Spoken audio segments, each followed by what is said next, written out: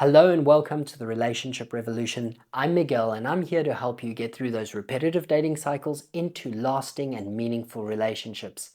Right now, we're going to talk about the 5 stages of loss or grief in a breakup. And it is so important for you to understand what you're going through so that you can move through them with the ability to heal and also understand your emotions. Subscribe, whatever it is, hit the bell button so that you don't miss the next video. And let's get into the 5 stages of grief right now. Number 1, we're going to talk about the denial phase. Number 2, we're going to talk about anger. And number 3 is going to be this bargaining phase, which often gets us into toxic relationship situations. Number 4, we're going to talk about depression and what you need to do to get through this stage very safely, because this is the most dangerous stage. And then finally, I'm going to give you some hope and talk about acceptance, all right? Relationships ending have such a massive impact on our mental health. And the truth is that 1 in 5 suicides are linked to some sort of relationship despair. A large portion of that has got to do with losing the person that you thought you were going to spend the rest of your life with. So I want to take a moment now to say I am so sorry for your loss, and I mean it. I've lost a very dear friend of mine to suicide because of his relationship ending. And I cannot change that. But I have made a commitment through this channel to helping you overcome and grow through a breakup rather than to be broken by a breakup. So let's jump into number 1. Number 1 is denial. You know, going through a breakup, it might be that you never saw it coming. It might be that you had some clues. It might be that someone has just broken all your trust and pulled the rug from under you. The first big thing you need to realize is that it is okay to feel shock. It is okay to feel the denial. It is okay to feel the disbelief of, how is this possible? You might be asking the person, why? How? What did I do wrong? What is there that can be done? You know, this must be a dream. And trust me, I've been there too, and many of you have been there over and over. It doesn't mean that this time is any easier. But that feeling of what is just absolutely normal. And the thing is that in this first stage, this first moment of disbelief, you need to remember that there are 2 things you need to do. Number 1, you need to think of 1, 2, or 3, or 4 people that are very close to you that you can reach out to right now and let them know that you need support. You need help, okay? And then the second thing you need to do is you need to also give yourself space.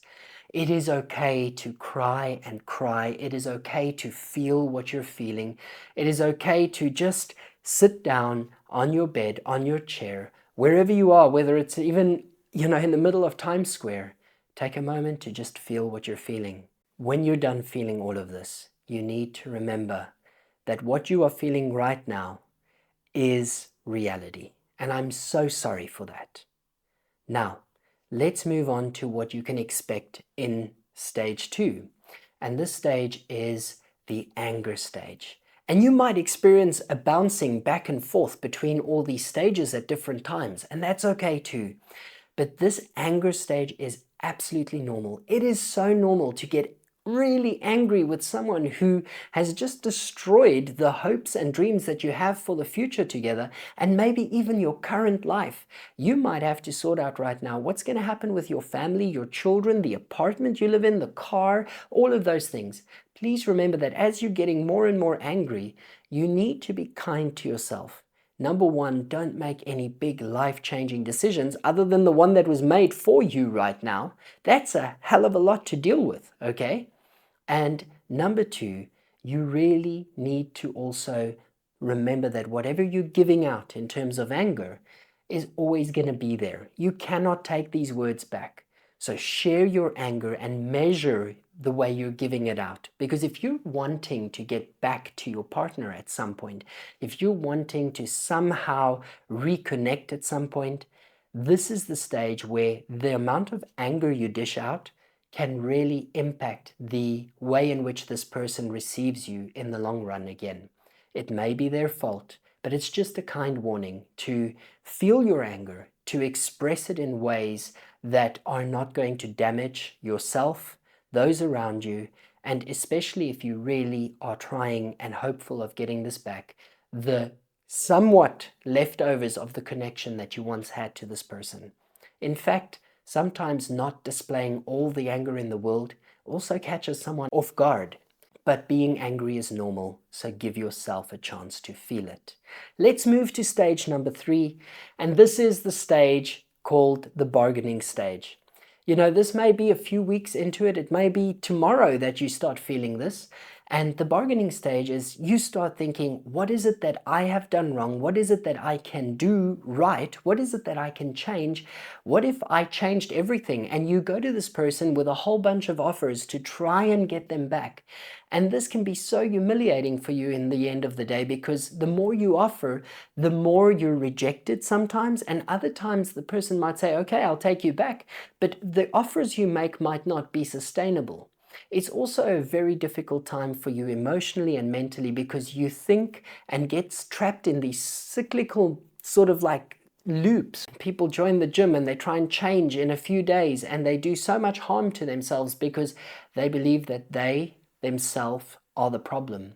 And the truth is that you need to give yourself a chance in this bargaining phase to also understand that what you're offering this person is not going to get them back forever. You might be able to convince them for a day or two or a few weeks and offer them something, and then they might go back and then say, okay, I'm here. But then after a few weeks, when the offer changes or it's not sustainable, they walk away again. So please, when you get into this stage, remember, offering so much of yourself when someone has purely and bluntly rejected you is actually very detrimental to yourself and to your own healing. Only offer that which is you. And the truth is that you need to remember that there's nothing in you that is going to change their mind right away. And the truth is that often it's not about becoming someone different. It's about finding yourself again, the happy you that they fell in love with in the first place. So be kind to yourself and don't oversell. You know, a lot of times this is where people get into very unhealthy cycles, where you find a way to negotiate, you find your way back in, you go through the cycle, and they realize the same problem still exists either with themselves or with the relationship, and then they pull away again, and you find yourself at stage 1 again in total disbelief because you thought now you had the right recipe. So let's move on now. Let's get on to point number 4. Point number 4 is really depression. Okay, when you realize that all the bargaining, all the begging, all the pleading, and everything else that you've gone through, the anger and the disbelief, when you realize that none of that is bringing this person back, and that this person is really moving out of your life in a new direction, and sometimes they've moved on so quickly that there isn't even a chance to really reconcile in some way or another. So you go into a depression. And depression is absolutely normal. In the loss of a loved one, depression is something that is so overlooked because people just kind of say, oh, get over it. There are plenty of fish in the sea. And people don't understand how precious that one is to you. So be kind to yourself and be fair to others by reminding them that, yes, there are many fish in the sea, and I wanted that one. So I'm feeling the pain of losing this person. Remember that going through depression, though, means often people isolate themselves. They no longer have motivation to take care of themselves. You end up in this real dark place and sometimes even feel like you've lost all will to live. I want at this stage to remind you of the 3 friends that I told you to have in the beginning. Connect with people. Connect with yourself again. Force yourself to go out on a walk. Put some music in your ears. I remember one of the songs that I played over and over and over when I once went through a breakup, and it was called Carry On by Fun. I mean, it's a beautiful song, and it does talk about carrying on, right? But I just walked hundreds and hundreds of kilometers, you know, while listening to this song, because it was the only thing that made me feel like carrying on. So hit in the comments, tell me what your breakup song is. I think, you know, it might be better than the one that I chose, but for some reason we connect to music, and that really helps.